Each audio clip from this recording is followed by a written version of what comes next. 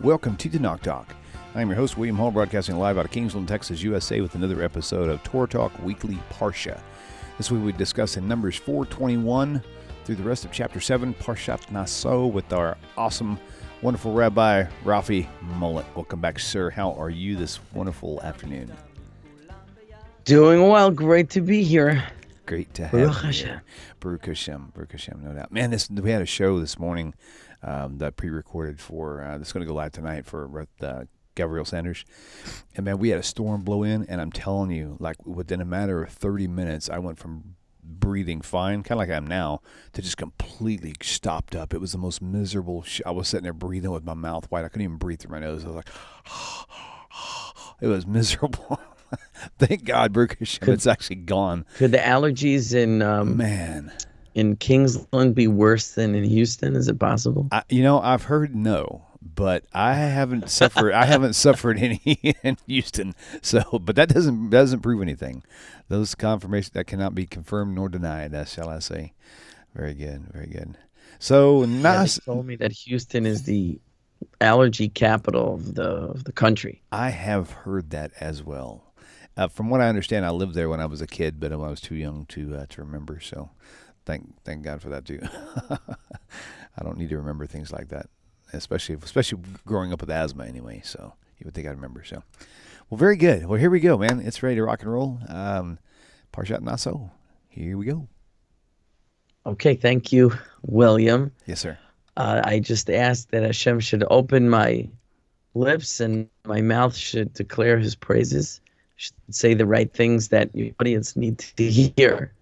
My shameless self-promotion, my YouTube channel is youtube.com/@Rabbi Rafi Mollot. If you enjoy my content, please visit my channel, drop a like or whatever they do there, subscribe, whatever it is. Anyway, let's learn Torah. Parshat Naaso. This is our second class on Parshat Naaso. We did last year. I'm going to try not to repeat the topics. Last year I re-listened to my class because I didn't remember what I said and I didn't really want to repeat. So I know in the last class from last year, which I recommend you all go and listen to, I gave like a summary of the topics in the Parsha. That was my practice in the beginning of the series, was to summarize the Parsha before going into insights. And then I stopped doing that, I think, to save time. So you just have to read the Parsha yourself. And we spoke about a few different topics a little bit in depth. And to a certain degree, I think we're going to have to revisit some of the topics, but we're going to approach them from a different angle. So one of the major topics that's focused on in this week's Parsha is the topic of the sota. The sota in Hebrew is the woman gone astray, as it were. And again, the Torah describes how a man experiences a so-called spirit of jealousy over his wife. Now, just to clarify, that's not to say that a man who's possessive and jealous can abuse his wife in the way that she goes through an ordeal in this week's Parsha when he's jealous. It's actually not an accurate grasp of the legal reality. The legal reality is that she first transgresses, and I mentioned this last week, but I'm going to, at least before I enter the topic, go through the basics. She first already abrogates the law in secluding herself with a man that's not her husband, which is forbidden by Jewish law. Jewish law forbids that a man and woman who are not married to one another or otherwise immediate relatives be secluded with each other. What is the legal definition of seclusion is maybe too big a topic to explore here, but whatever that means, they're alone with no one viewing them or potentially viewing them for a period of time during which, in theory, they may commit adultery. So she transgressed by being secluded. There's no knowledge that anything happened, but that a transgression took place. This, of course, rightly upset the husband because she did do something immodest just by doing that. And he warns her in front of witnesses not to do that again with that specific person. And she does again, and there are witnesses that she repeatedly secluded herself with that person. It's at that point that he's justified to bring her, as the Torah describes, to Jerusalem, to the temple, to the priest, where she's, so to speak, tested with what waters, the sota, the waters of going astray, whatever that means. They take water and they add into it dirt from the earth of the temple, and they take a scroll that has written on it the portion of the Torah regarding these laws in our portion. They dissolve the words into the water, and she has to drink it. Of course, if she confesses, she doesn't have to drink it, but if she confessed, and what is she confessing? If she's confessing that she committed adultery, then the marriage is then ended, but she lives. If she does not confess, she drinks the water. The Torah says that if she had become defiled through adultery, then she dies a sort of unusual death, and at the same time, the man who committed the act of adultery with her, wherever he might be in the world, dies simultaneously. And if she did not commit the act, so not that she's totally innocent because she did seclude herself wrongly with another man, but if she didn't commit a full-on act of adultery, then the Torah says the following. So let's take a look at that verse. The verse is in chapter 5, Numbers chapter 5, verse 28, where it says, Ve'im lo nitma'a ha'isha, if the woman was not defiled, utahorahi, and she is, so to speak, pure, v'nikesa, then she will be cleansed, v'nizra azara, and literally that means, and she will be seeded with seed. Now, William, what is the translation at the end of that verse, the Hebrew words, v'nizra azara? I'm translating it as, and she will be seeded with seed. What is your English translation? This says she shall be exempted and bear seed. Yeah. About the same. Exempted and bear seed. Bear seed. Right. Okay. So what in the world does that mean? She didn't do the full act that was accused or suspected, and so she's, what did you say? She's absolved, whatever. I said she's cleansed, okay. She's shown to be, so to speak, innocent, and she'll bear seed, or v'nizra zera, from the Hebrew word zera, meaning seed. She'll be seeded with seed, she'll bear seed. What does that mean? So the Talmud has something of a dispute on this matter of what the passage is. She'll bear seed, like all of a sudden she's going to have an immaculate conception, she'll become pregnant just from drinking the water and not having committed adultery. What's going on? So one opinion is that it means that if until this point she had been barren, if the woman had not had any children until now, having had to go through, unfortunately, this humiliation and been found innocent, as a blessing will come upon her, that she will be blessed with a child if she had no children. Now, what if she had children? Okay, so she'll bear another child. I mean, it requires two partners for that to happen. It's not going to happen all alone. And if it's sort of a natural process that's been happening with her anyway, having children, it's very difficult to understand. Like, and she'll bear seed, like, so what? So obviously there's something unusual about this bearing of seed. So again, one opinion is that had she been barren, she will become blessed with seed. Oh, but what if she wasn't barren?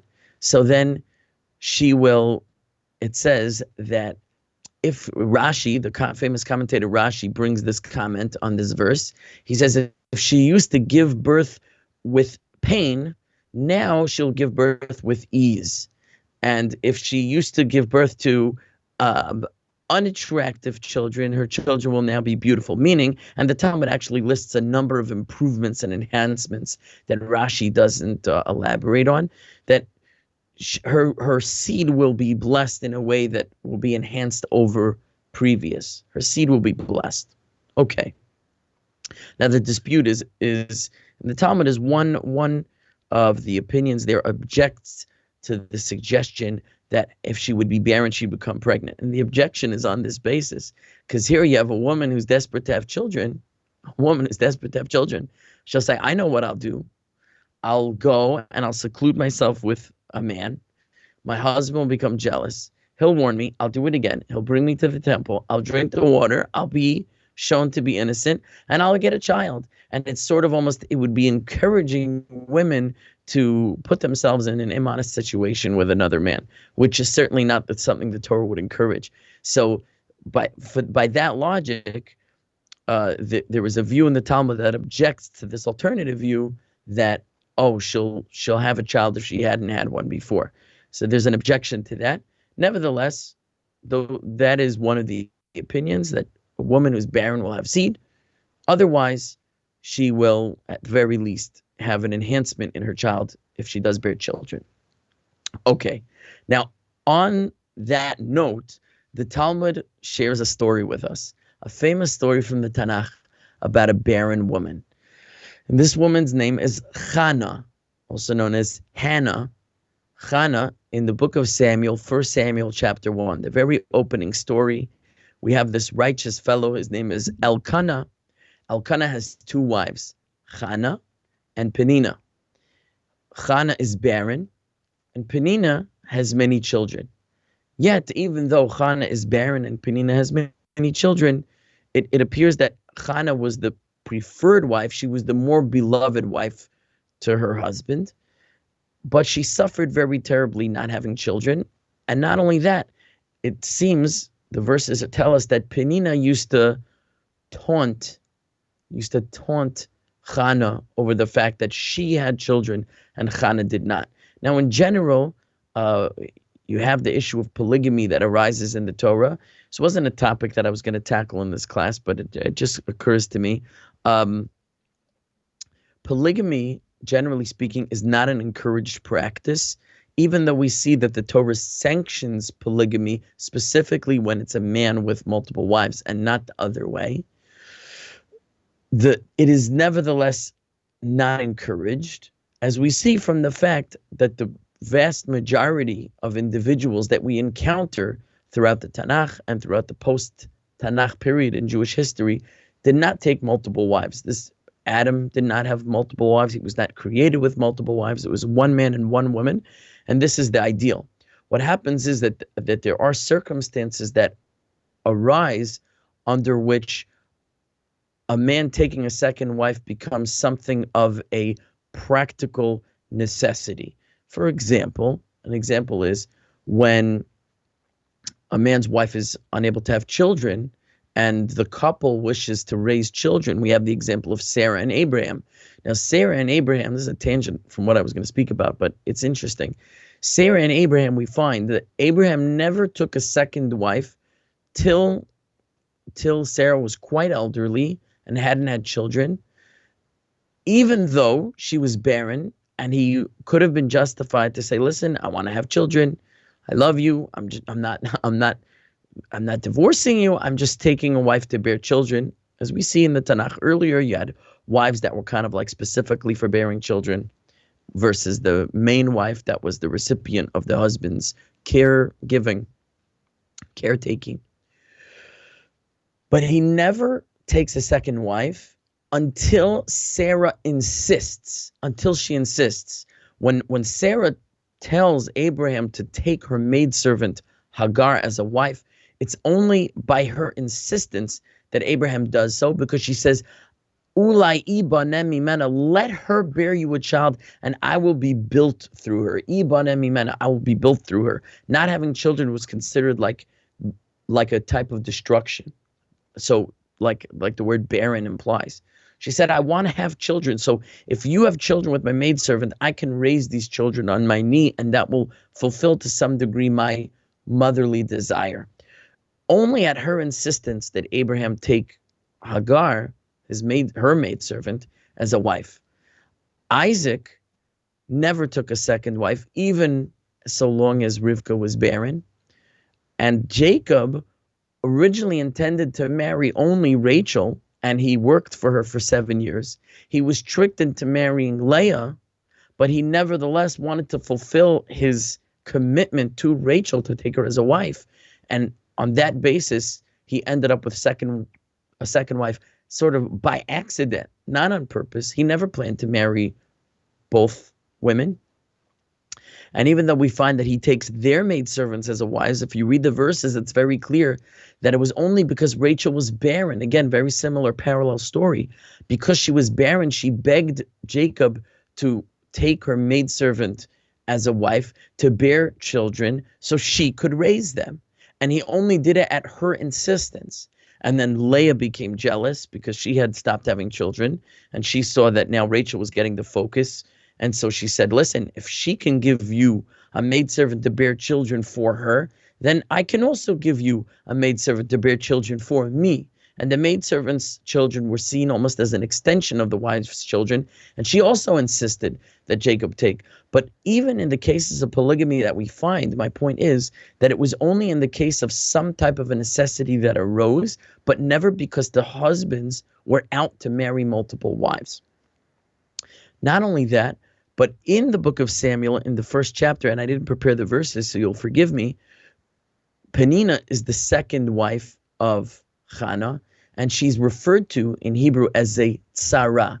Tzara is the Hebrew word for second wife, but the word tzara literally means pain, trouble, sorrow, So it's like the second wife is called almost like the troublemaker. I think in English it's translated as the rival. It's like the rival wife. There becomes rivalry between the wives. We even see it between Sarah and Hagar. There becomes rivalry between the wives. It's almost like scripture spelling out, this is not ideal.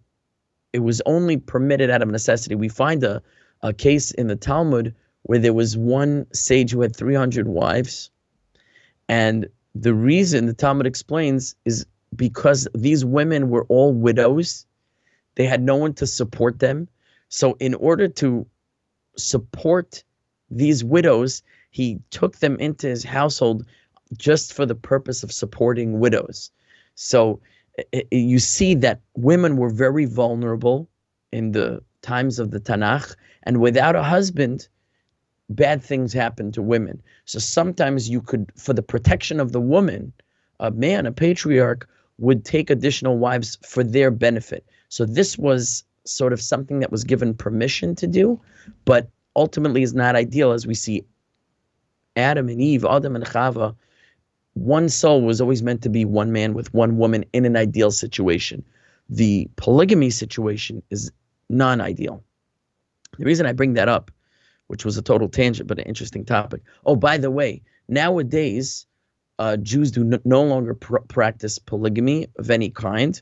In the Middle Ages, in fact, the teacher of Rashi, I mentioned the classic commentator Rashi, who lived in the 11th century, his teacher was named Rabbeinu Gershom, and Rabbeinu Gershom was known as the Or LaGola, the light of the exile. He was a very great teacher in the Middle Ages of the area of Germany and France, those communities. And Rashi himself was a disciple. He created a number of laws that forbade certain practices that had been permitted biblically up until that point, but had created a certain societal problem. One of those practices was the practice of polygamy, which he forbade from that point forward. And that is followed to today. Jews do not practice polygamy anymore. And he also forbade, similarly, levirate marriage. Levirate marriage is when the brother dies childless, a husband dies childless, so his brother is meant to take the widow and continue, so to speak, the name of the brother through the children that he has with the brother's widow. That was also discontinued. And there were other laws as well. A prohibition against reading other people's mail was one of them, which is not biblically forbidden. And so that's an interesting point. However, let's get back to the story of Hannah in the book of Samuel.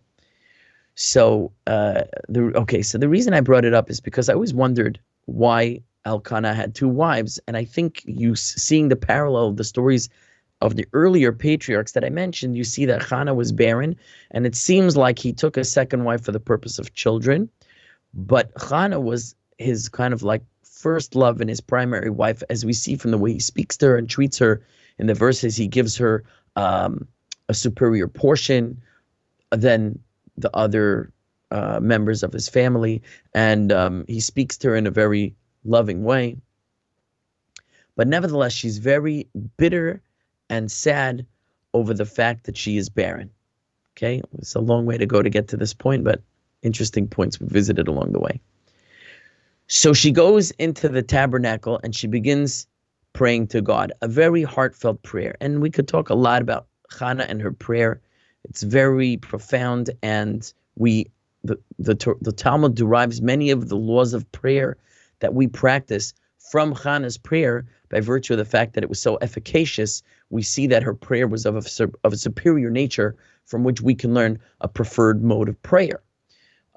Very notably, among the features of her prayer was that she prayed silently, which apparently until that point was an unusual practice, because when Eli, the high priest, sees her and he sees her whispering to herself, he at first thinks that she's drunk, because who would talk to themselves?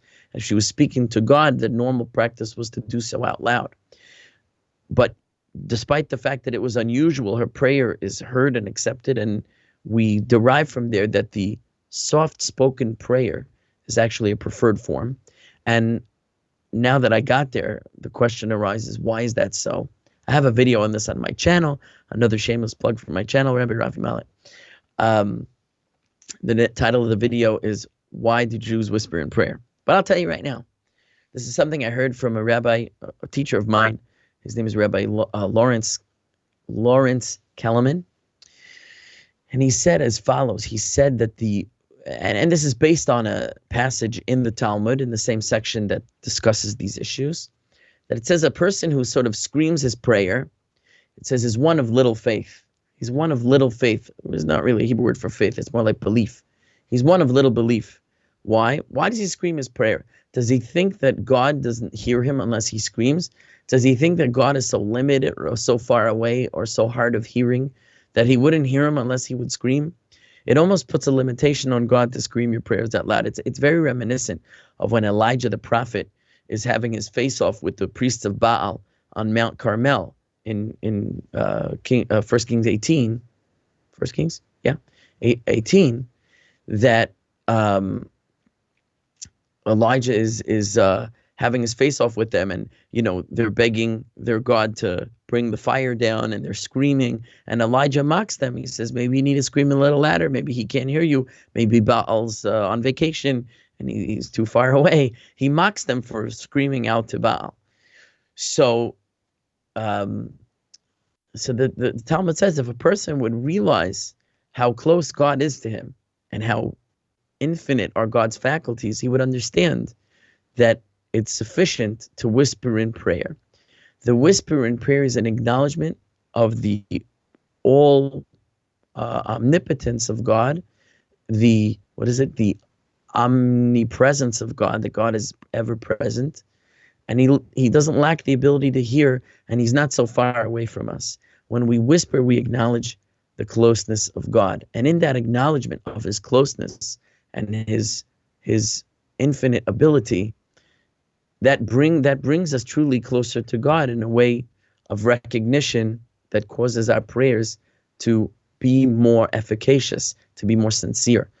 But Rabbi Kellerman, he takes it one step further, and he says the analogy, in fact, in the laws of Jewish prayer, it says when a person is engaged in prayer, he should imagine that he's standing inside the Holy of Holies, which is a topic I would like to touch in this hour, but who knows what will happen.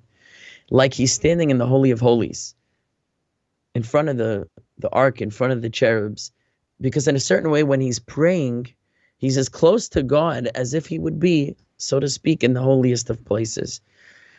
So Rabbi Kellerman, again, he takes it one step further, and he says, when we're praying to God, we're meant to understand that we're engaged in an act of intimate conversation with God. He said, imagine you're with your spouse in the closest confines, and you are up close with one another in such a way that your lips are inches from their ear.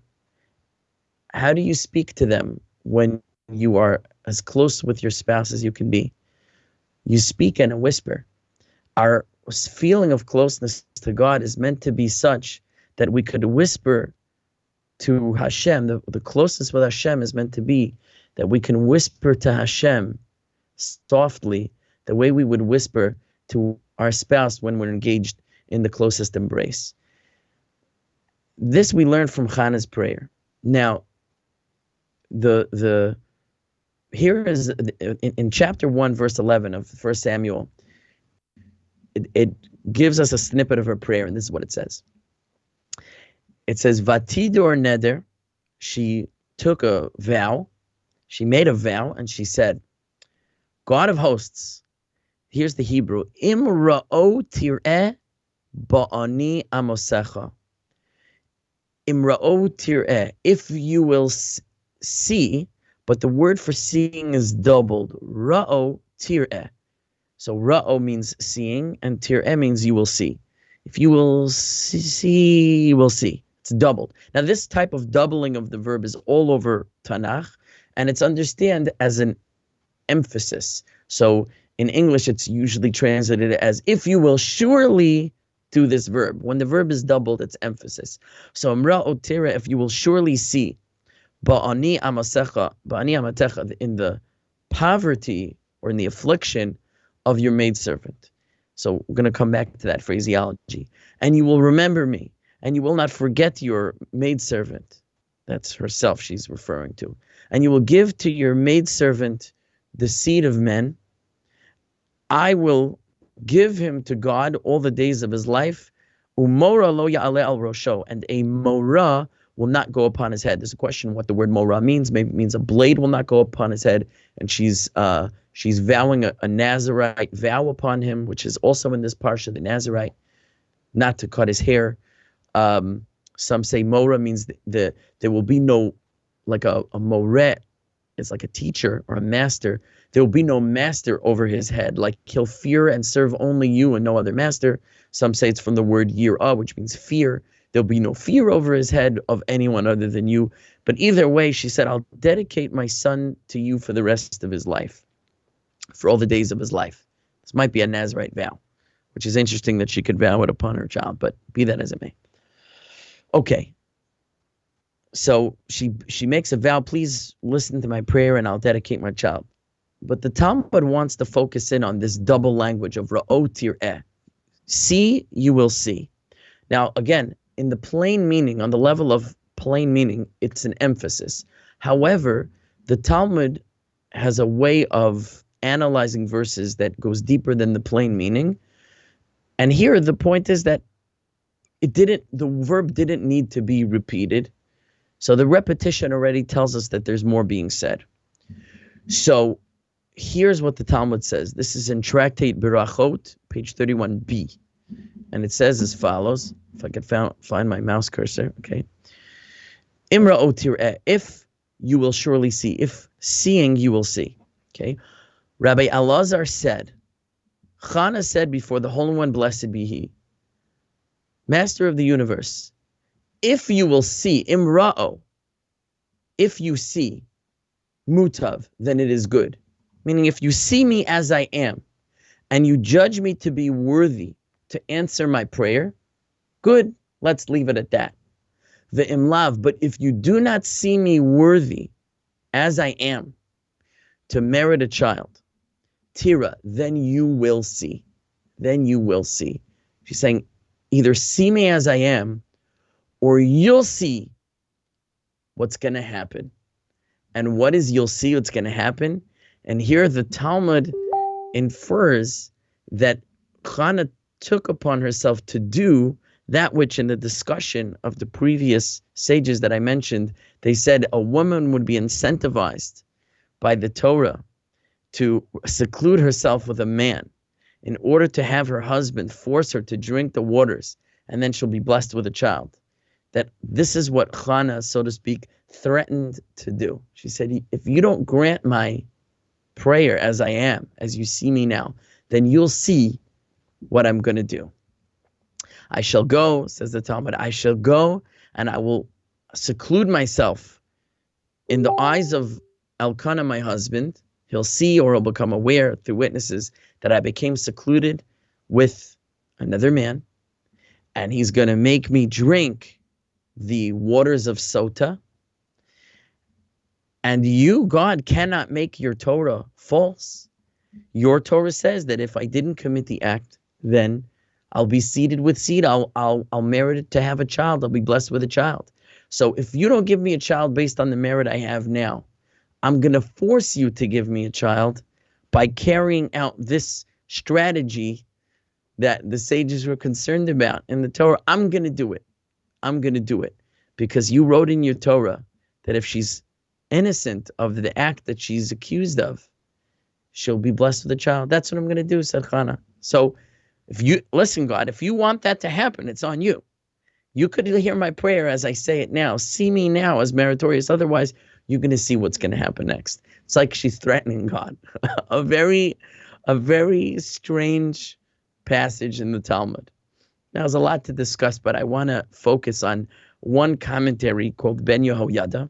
Ben Yehoyada is by a sage who lived in the late 19th, early 20th century in Iraq, in Baghdad. He was known as Rabbeinu Yosef Chaim of Baghdad.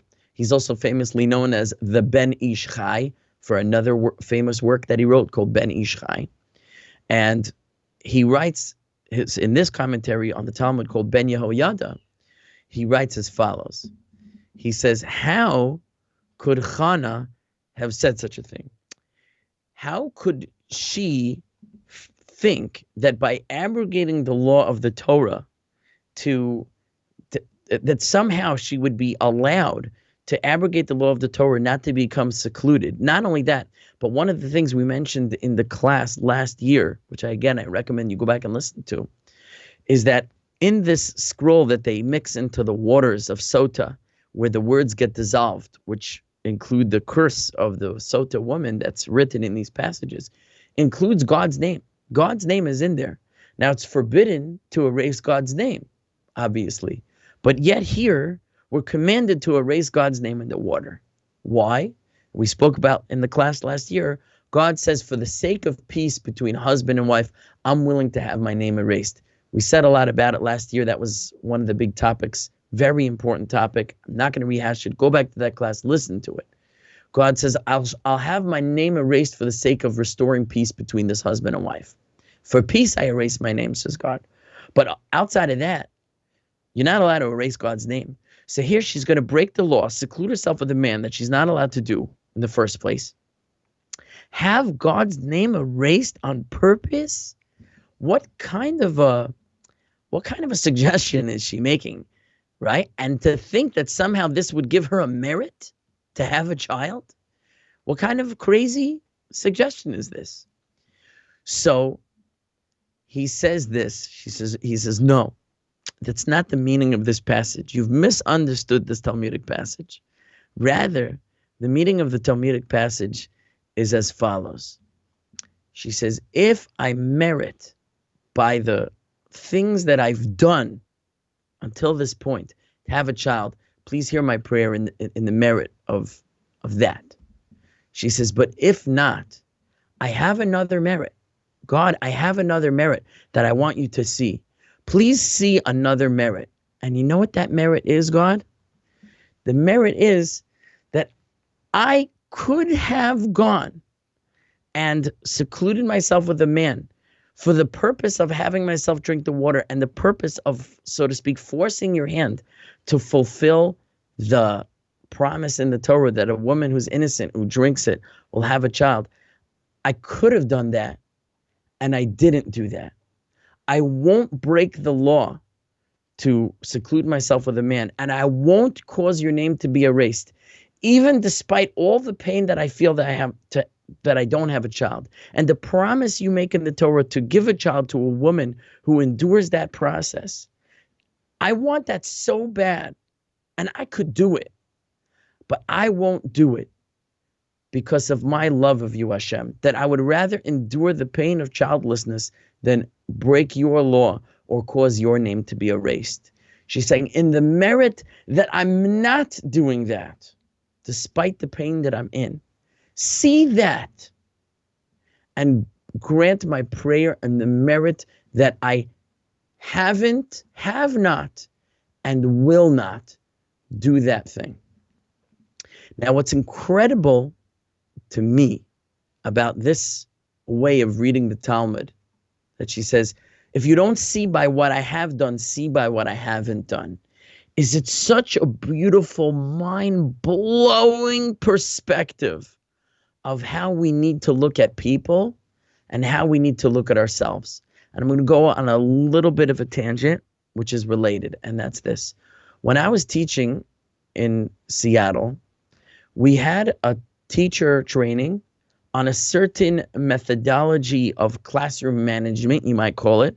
You know, a teacher needs to not only teach, but also manage the behavior in the classroom. So there are many different approaches to classroom management, what they call classroom management, behavior management of the students. There's all kinds of strategies, and you get all kinds of gurus coming in and telling you, this is how you get the kids to behave. This is how you get the kids to behave. Here's one that came in that was so profound. It's a method called the nurtured heart. Some of you may have heard of it. Some of you may not. I'm not necessarily endorsing it, but in a certain way, I'm telling you what is so profound and great about it. And I benefited so much from this training, and I use it until this day. The idea of the nurtured heart is this. It's called relentless positivity. Relentless positivity. That means you're never allowed to say a negative word to a student. You're being bad. You're doing this wrong. Cut that out. But whatever negative things you instinctually want to say, and this is true for parents and children. Please, parents to children, please listen. Relentless positivity means you always find something good that they're doing. They could be the worst behaved kid in the class. They disrupt so much and they misbehave so much. Yet your job is to find one thing they're doing right. Find it. And that's what you focus on. And you say, whoa, I love the way you did that. If the kid sat down for 1 second in his seat, the rest of the time he's running around the classroom, crashing everything on the shelves. The 1 second he sits down, hey, I love the way you're sitting right now. He gets up a second later. Okay, the question how to deal with that. And I can't do the whole nurtured heart methodology now. In other words, how do we deal with the discipline side of it? But one part of the strategy is the relentless positivity. You always find the thing they're doing right. Always find the thing the kid's doing right, because kids they feed off of, they're nurtured by positivity.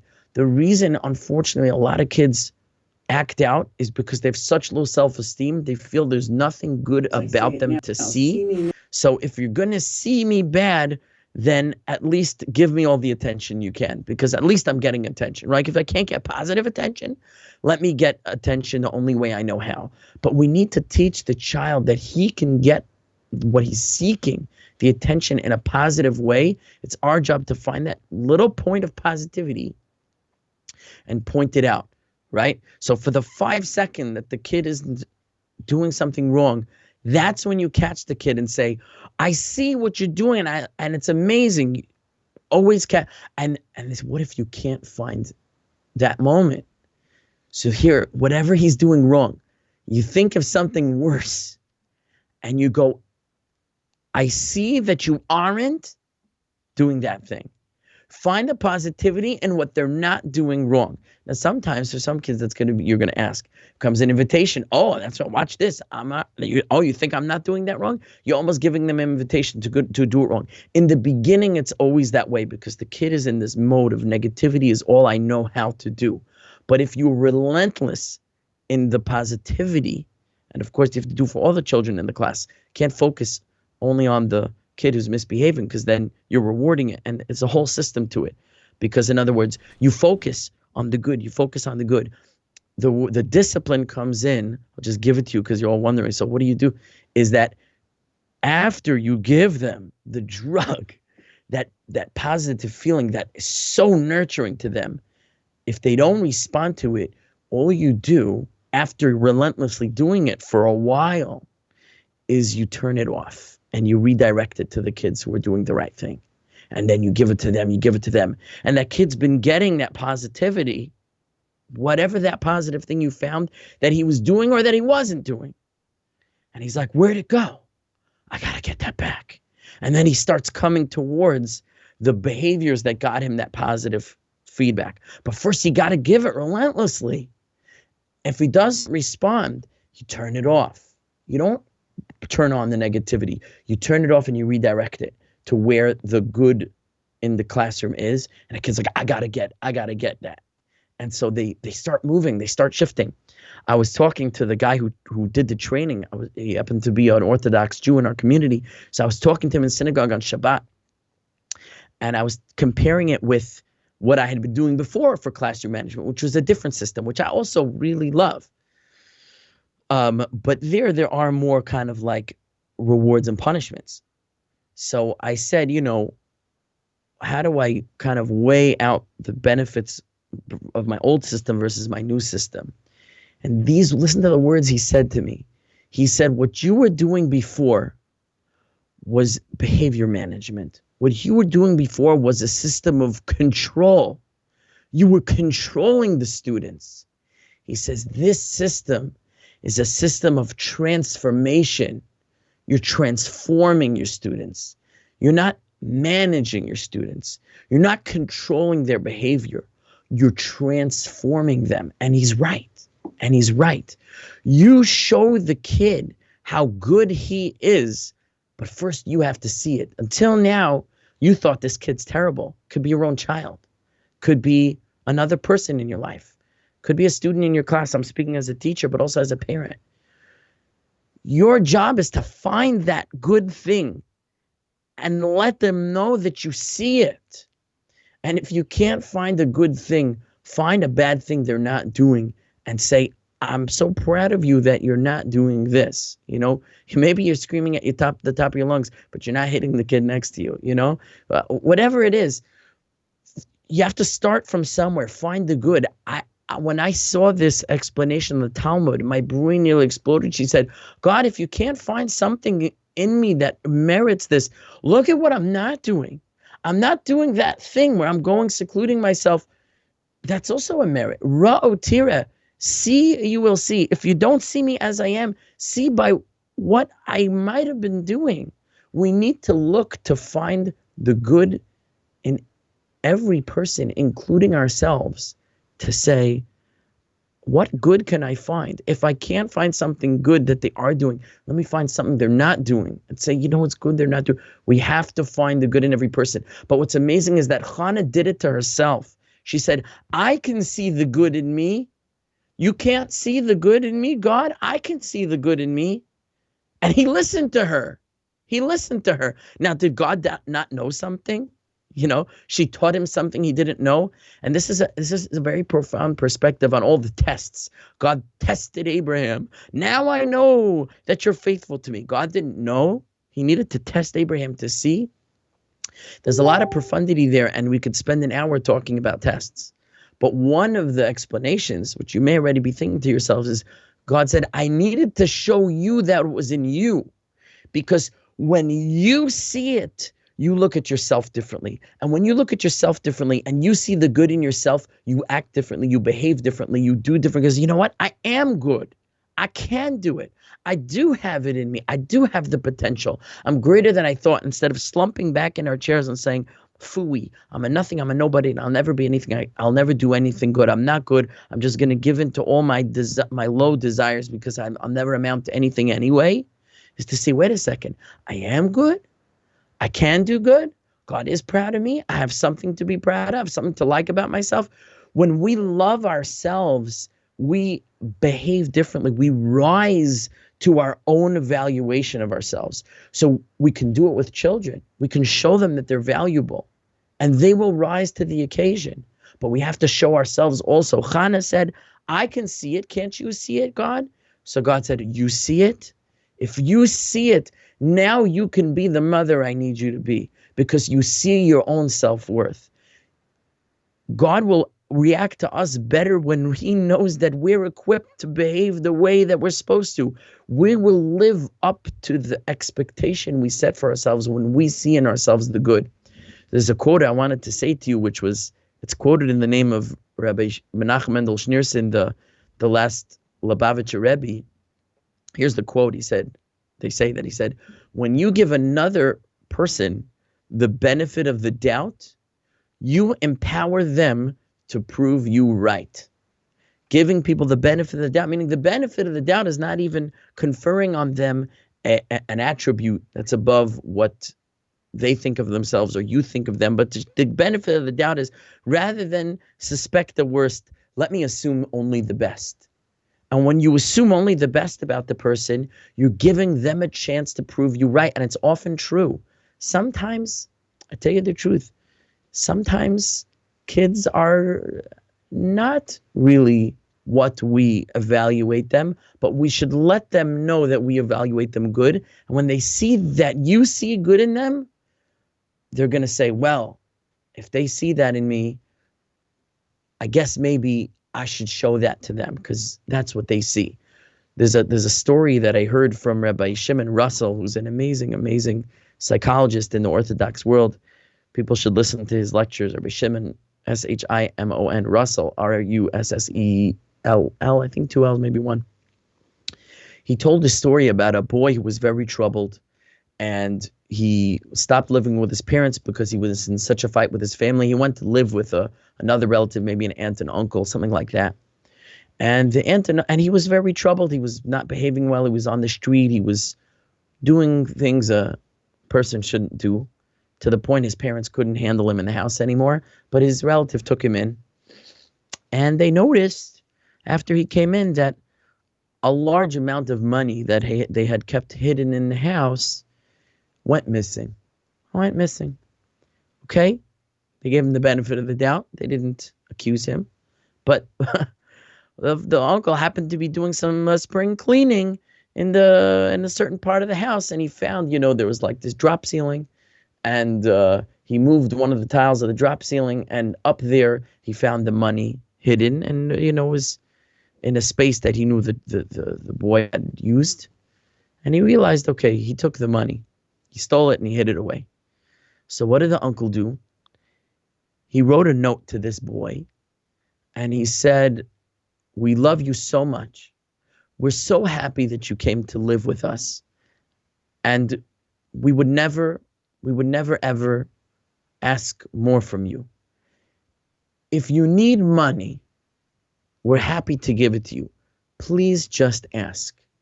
And he attached the note back to the wad of bills with a rubber band, and he put it exactly back in the place where the boy had left it, and he closed up the tile, and he didn't say a word to this boy. They didn't say a word to him. Whatever it was, later that week, the boy comes downstairs to them, and he's crying, and he says, I'm so sorry. I'm so sorry about what I did. And he started to turn himself around after that, because he saw the respect that they put in him, that number one, they never accused him, they never said a word to him, and they even let him keep the money, so to speak. He returned the money to them. He returned it to them. But they didn't take it back and say, what did you do? They said, we love you no matter what. We don't put any conditions on you. If you need money, ask it. All they did was show him positivity, and he melted. He just melted. He said, if you see that I'm a person who's deserving and worthy of that love, then I can finally also see it. And I'm not going to continue to be that way I was and do the things I was doing before. We have to learn from Chana. That we need to see the good in ourselves and the good in others, and we'll be able to live up to that expectation. We can become better if we can see the good in ourselves. And sometimes that's all God is waiting for. That's all God is waiting for. That's all God was waiting for with Chana. You see, of course I see it.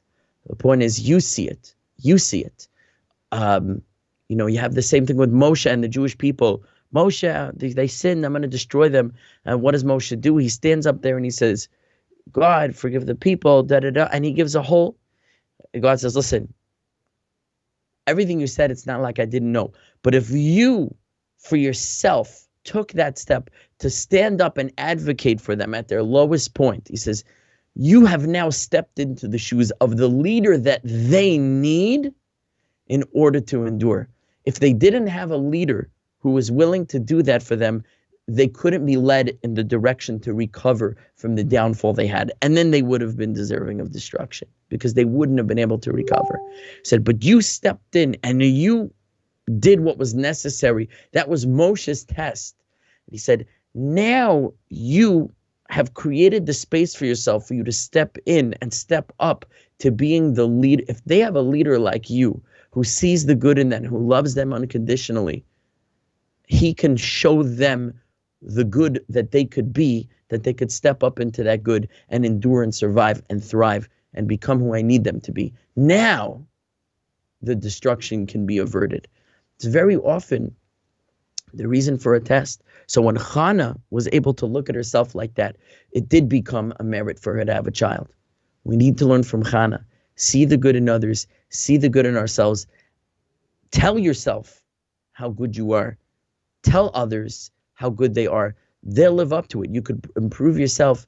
You could improve the world. Now, I know we started a few minutes late, so maybe I can add in a little bit more over here. Absolutely. Go right ahead.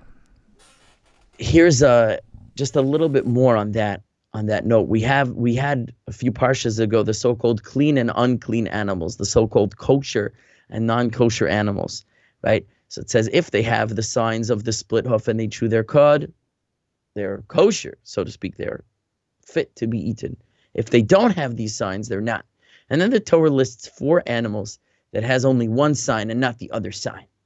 This one has a split hoof, but it doesn't chew its cud. This one chews its cud, but it doesn't split its hoof.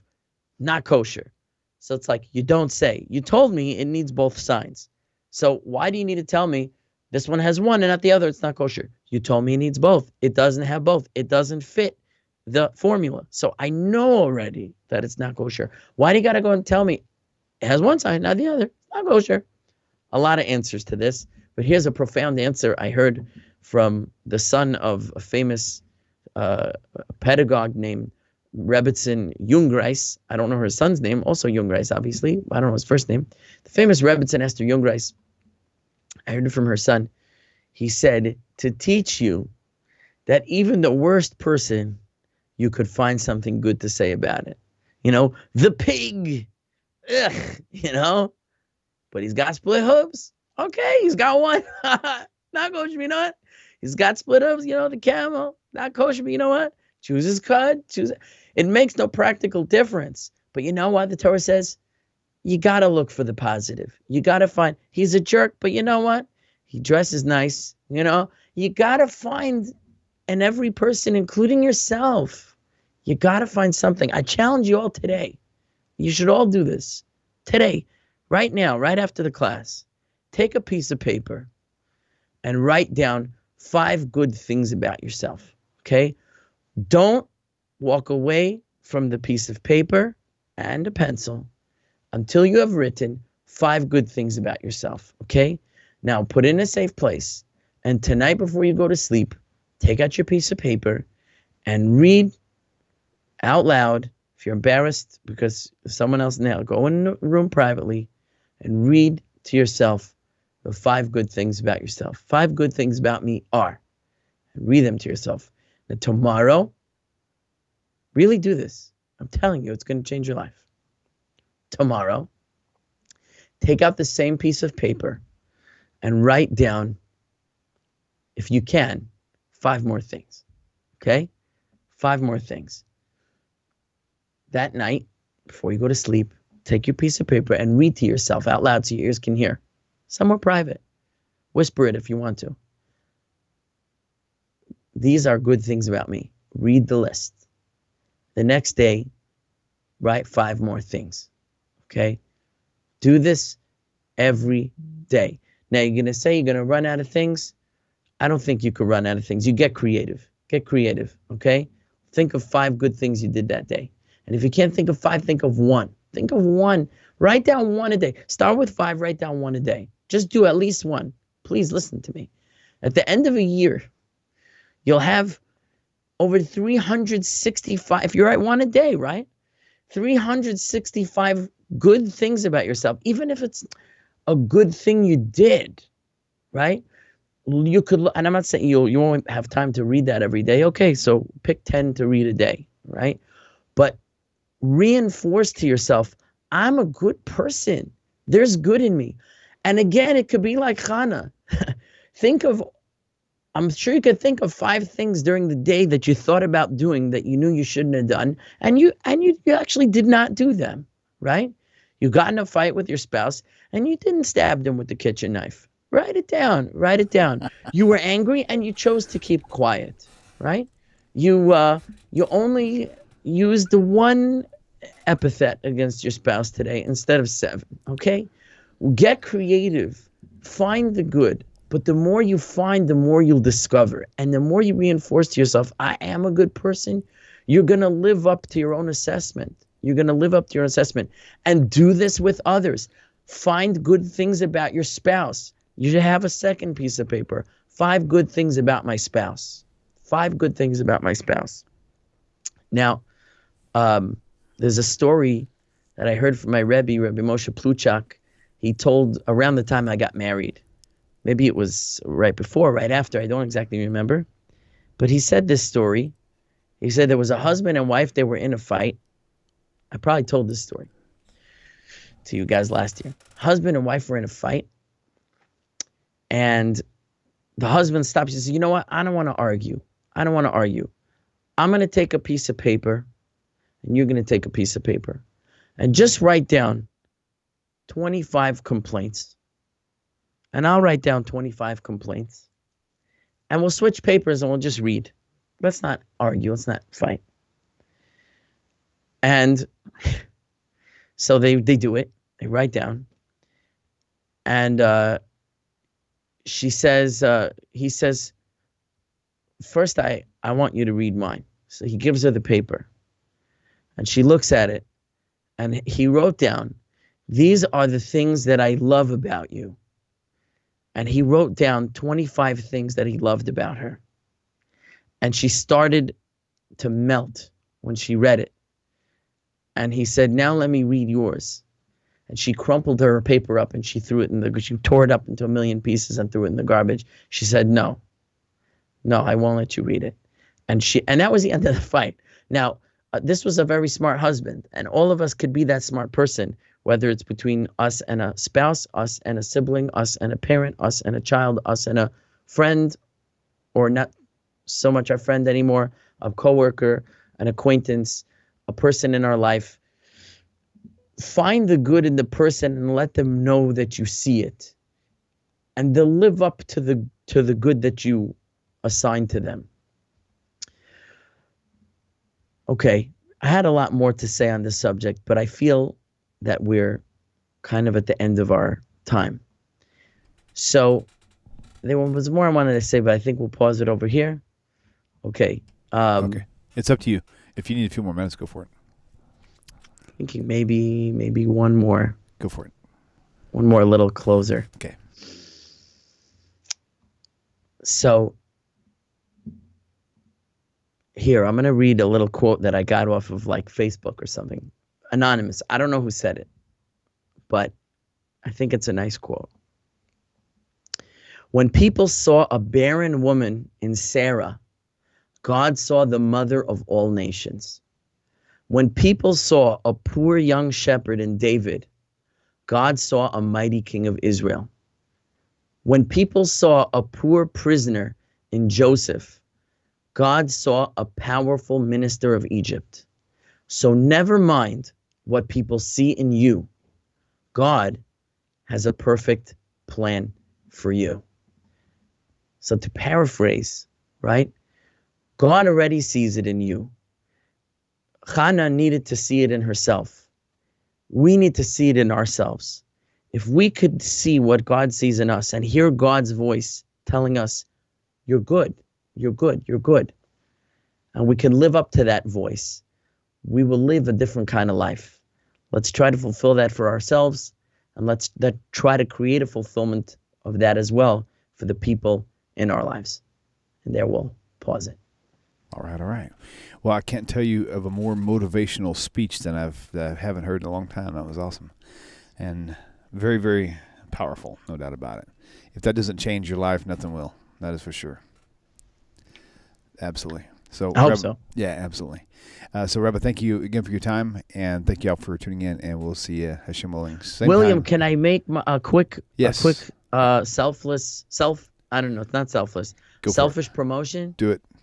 Shameless promotion? Yes. But now that you came to the end of the hour and you heard my class, if you like my content, think about visiting my channel, youtube.com/@Rabbi Rafi Mollot, and subscribe, watch some videos, like some videos, share some videos. Okay, that's all I had to say. Everyone have a great week. You also tomorrow night is a Shavuot holiday. For those who celebrate it, have a happy Shavuot. It's the day when we commemorate receiving the Torah at Mount Sinai, and I hope everybody has a beautiful commemoration of the day in their own way. Very good. And so you also, don't you have like a TikTok channel or something like that? I don't know. There's something else I've seen, little mini videos. I have an Instagram. Instagram, that's what it is. Yeah. I have an Instagram at Rafi Mollot. I try to post short videos there, like I post to YouTube Shorts. I try to post short clips. I've been a little derelict in that. I've just been so busy that I haven't had time in my life to edit little short videos and upload them. But yes, I do have an Instagram with many hopefully nice inspirational little items on there. If people enjoy Instagram, at Rafi Mollot. I have a Twitter at Rafi Mollot, but I'm not so active on Twitter. So I think I'm mainly active on Facebook and on YouTube. If you want to contact me, RabbiRafiMollot@gmail.com. I do have a mailing list where I send out updates to my weekly live class, which I do Sunday evenings. So if you're interested in that, you can send me an email. All the classes are on my channel, so feel free to check that out. And I have a WhatsApp if people want to get in touch with me on WhatsApp, which I actually like because I can send voice notes. So email me and I can send you my WhatsApp information if you want to be in touch that way. Otherwise, Facebook Messenger, nice. Email, YouTube. That's where I'm at. I have officially just included your email address on your lower third. Would you include my email address? Oh, on the lower. Yep, on the lower third. Yes, sir. Great. Yep, very good. Okay. All right. Well, awesome show as usual, and I look forward to seeing you again soon. Thank you all for tuning in. We'll see you same time, same place next week. Hashem willing. Take care, everybody. Peace. All right, take care. Hello, my dear friends. Hope this message finds you well. If you like the way this channel is going, and the channel has been a blessing to you, please consider supporting the channel by going to the website, TaNachTalk.com, TANACHTALK.com. Thank you once again for your time and for supporting TaNaCh Talk. Shalom.